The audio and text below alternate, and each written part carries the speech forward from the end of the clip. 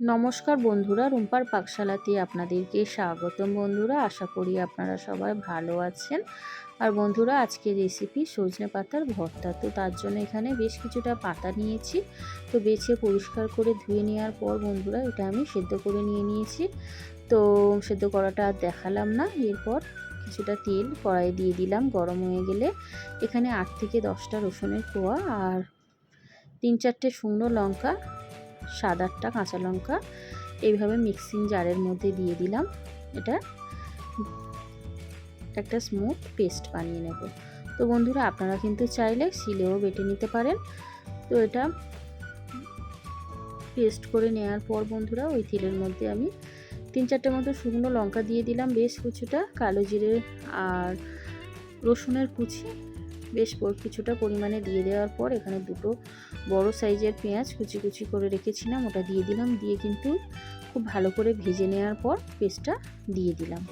দিয়ে খেয়াল রাখতে হবে এটা কিন্তু তলায় যাতে ধরে না যায়। মিডিয়াম ফ্লেম করে এইভাবে নাড়তে হবে, নেড়ে নেড়ে শুকনো করে নিতে হবে।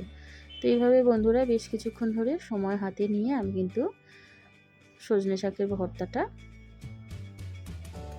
রেডি করে নেব। তো এইভাবে নেড়ে ছেড়ে নেওয়ার পর বন্ধুরা এখানে আমি দেখতে পাচ্ছেন অনেকটা কিন্তু শুকনো হয়ে গেছে। তো এইভাবে আবারও এইভাবে নেড়ে ছেড়ে নেওয়ার পর এখানে আমি দিয়ে দেব পরিমাণ মতো লবণ।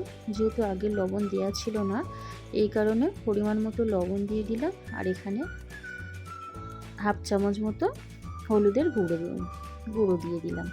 দিয়ে আবারও বেশ কিছুক্ষণ ধরে সময় নিয়ে নেড়ে নেব। নিয়ে আবারও কিছুটা শুকনো করে নিতে হবে মেরে মেরে। তো এইভাবে দেখুন অনেকটা কিন্তু শুকনো হয়ে এসছে। এরপর আমি দিয়ে দেব 2 চামচ চিনি। তো এখানে অপশনাল আছে, আপনারা চিনি যে যেমন মিষ্টি খান সেরকম বুঝে দেবেন। তো আমি এখানে 2 চামচ চিনি দিলাম।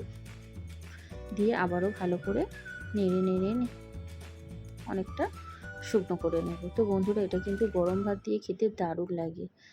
আর এইভাবে কিন্তু আপনারা চাইলে বাড়িতে বানিয়ে খেয়ে দেখতে পারেন। খুবই সহজ আর সাধারণত সবারই বাড়িতে এই পাতা পাওয়া যায়। তো এইভাবে নেড়ে চেড়ে নেওয়ার পর দেখতে পাচ্ছেন বন্ধুরা দারুণ একটা কালার এসে গেছে।